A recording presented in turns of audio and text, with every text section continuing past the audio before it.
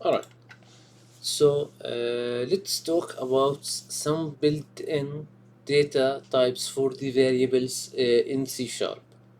Now, the built-in types are used to express the common values that you need to use through your work as a developer. Now, I have listed here three types that we will deal with, and we're gonna start with the Boolean. So Boolean is started, or the Boolean itself, you define it by call bool, okay, and then you give it the appropriate name. So I'm gonna say is correct, and you can choose to give it a value like this, okay. But like you need to know that the default value can it always be false, okay, so you need to know that. Now Boolean usually it's used for the logical operation. So if I have an if statement, which we're gonna see later on, it gonna let you know that okay, I am in a true state, I am valid. So it gonna execute the if. If not, it gonna be false and it will not execute the code. So mostly it's used for the logical comparisons inside the operations. You can set it, so you can say is correct equal true, as you can see. You can say false as well, but like you can't for sure, you cannot like go and assign it an integer. Okay, so you need to know that it just only accepts true, false, and you can set it as you like. Now, a really cool trick you can use. Let's say that this is correct, is false. What I want is to swap the value, but I don't wanna write, let's say, false or true. I can negate the value by adding the exclamation mark and say the is correct itself. Now I need you to understand this, that the, let me zoom in, the exclamation mark over here will make the value, it will let's say swap the value or opposite the value. So if this is false, by using this it will be true. Let's check that. Let's print out the is correct,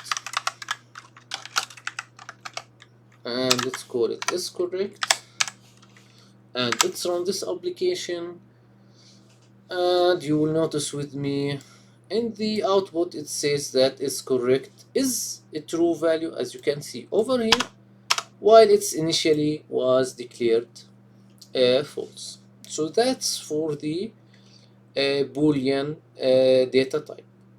Now if we check the character type, we can like understand that this represent a single character. Okay, it's not a full word. You need to know that it's not a full word, it's just only a single character. If you notice with me here, here is just a string.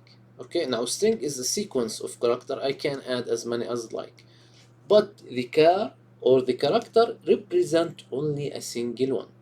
So let's define a character.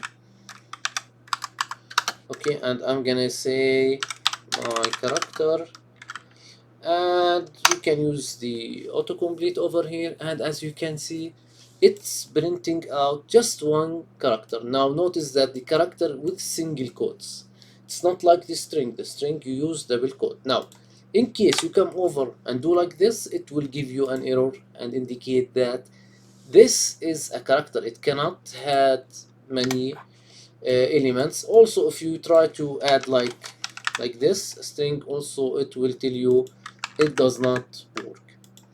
So that's for the character, and it represents a single string. And be careful that any string inside C# is a sequence of character.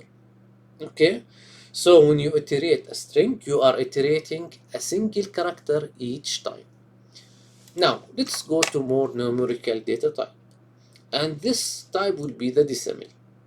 Now the decimal has a really large data storage limit. It's not like the integer. The integer is 32, or the normal int you see in C sharp ends at maybe 2 billion and some value. Okay, but like if we see them actually, so the max value, notice here, this is the max value for the integer, and if we look at the decimal max value, notice like it's a lot of numbers to count. Okay, now when I define a decimal, or what does this make unique, this is unique data type, and like make me not use the integer. If I come over here and say maybe x1.5, notice that I am represented with an error that it says sorry, you cannot convert double to int, which is a double, it's another data type. So how I can fix this, how I can actually store the floating point integers? You can come over here, say decimal, and you will have the value, but still notice that we still got an error. Why is that? Because we did not add the m at the end. Okay, to represent an integer or represent a value for a decimal, okay, you need to add m at the end of it. So the C sharp program know that this a decimal and it can work for you. Now you can add, like as you can see, really long floating point numbers and work with them.